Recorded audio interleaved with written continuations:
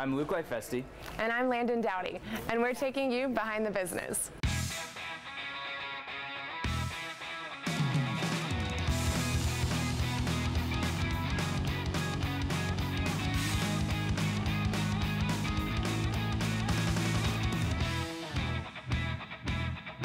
We're here with the co-host of Squawk Box, Becky Quick. How's it going? Great. How are you, Luke? Great. I'm curious, what was the 20-year-old Becky Quick like? Well, she stayed out a lot later. She was much more fun. My day starts right now at 3:45. So as you can imagine, I go to bed pretty early. And I remember when I first took a job out of school, I was at the Wall Street Journal, and I had to be there by 10 o'clock in the morning. And I remember thinking, like, that was a serious hardship. The idea of making sure I got there on time, it kind of stressed me out. So life is very different. I go to bed way earlier. Did you ever see yourself being at this level, being the co-host of such a huge show?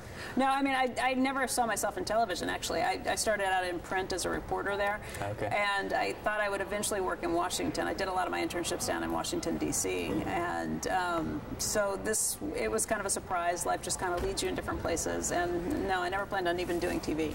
What kind of internships did you have? You said you worked in Washington. Were you ever the person that had to go get coffee? Oh, yeah. I've done that job in a lot of different places. But when I started out in Washington, I worked in Congress for Pete Visclosky from Indiana. And I interned there for a couple of summers. And the first summer, they kind of brought everybody in, and I remember one day I actually fell asleep at my desk because I was doing like data entry, which was not all that thrilling. I got to do tours of the Capitol, and that was really fun. But I did get better at it, and I did stay awake. And the second summer when I came back, it was really fun. They let me work on legislation that was going, syndicated exclusivity laws, the Syndex laws for cable. And they let me do a lot of work with that and go out and find other co-sponsors for it. So it's amazing, like, as you go through being an intern, you've probably seen this yourself. You get the early quick jobs, and then as they get to trust you a little more, you get to do things that are a little more involved. A little bit of foreshadowing there with that TV syndication. Yeah, that was, a little bit. So what advice would you give to your 20-year-old self then? Probably I would, if I had things to do over again, I probably would have maybe focused a little more, maybe started saving a little earlier, and all those things that come up. Like, if you can start good habits early, if you can put, even if you're starting out with $10 or something. When I first got out, I was really scrimping and saving and trying to get by, and I remember every day it was like, I can either spend $1 each way to go from Hoboken into New York City on the path, or I can spend $2, and if I spend the $2 to take the ferry, which was much nicer, I couldn't buy the New York Times and a Diet Coke. So I was like really watching my budget, but I wish I would have saved more earlier, because you always find money for things, and I wish I would have started doing that sooner. Good advice. Yeah. What's the best advice someone gave you in a professional sense with your career?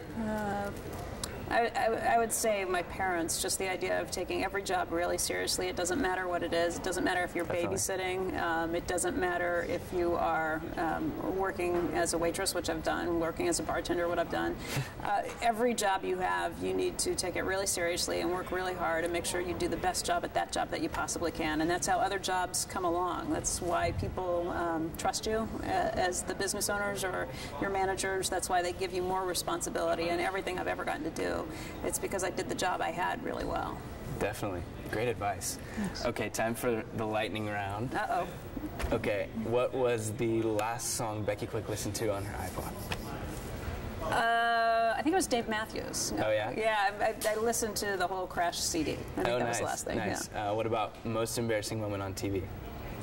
There are so many to choose from. Okay, probably the most embarrassing thing, and not that I haven't done anything stupider since then, but this was one of the first ones, and I think as you get older, I mean, the longer you do this stuff, the more dumb things you do, but in the beginning, you're embarrassed by it, and then later on, you just don't care. Probably the worst thing I ever did was in the beginning, I was walking the wall, where you go along and you have to say everything, and I had a dress on, and it's not a great idea to wear a dress when you're at the wall, because there's nowhere to clip all the microphones, right? Like if you don't have the skirt or something to clip it on. I'm sure you know all about this. Oh, yes. When you're wearing the dress, it's a lot harder, and I was late for a hit, and we were trying to get the microphone squeezed into the back of my shirt, to the back of the dress to hide it because we were going to snap it on my bra strap. But the dress was a sheath dress and it was really tight and it didn't have any really room for it. So I don't know how Lou, one of the guys here, talked me into clipping them on my underwear. And so we tried to go up from the back, and we split the dress. Oh, no. And the hit was there, and you know, television is television, and there's black arrow if you're not there. So he shoved me off, and I went out with, like, my split dress and tried to, like, sidestep, like, crab step the wall and get through the whole thing. Plus, not to mention that Lou was trying to help me shove it in my underwear. It was awful. That's so hilarious. that was embarrassing, and now I can tell you so you can show the world. Okay, and last one, who's your favorite person to follow on Twitter? Oh, who's my favorite? Oh, Honest Toddler. It's, I'm pretty sure it's a mom, but she masquerades as like her 2-year-old son. Oh, really? And says everything that a toddler would actually say to you. She is hilarious, or he, but I'm pretty sure it's a she. But it's so funny because I have a 2-year-old at home, and so what this toddler is saying is exactly what I think my toddler's saying. That's great. Yeah. Well, thank you so much. Thank you, Luke, and good luck. Thank you.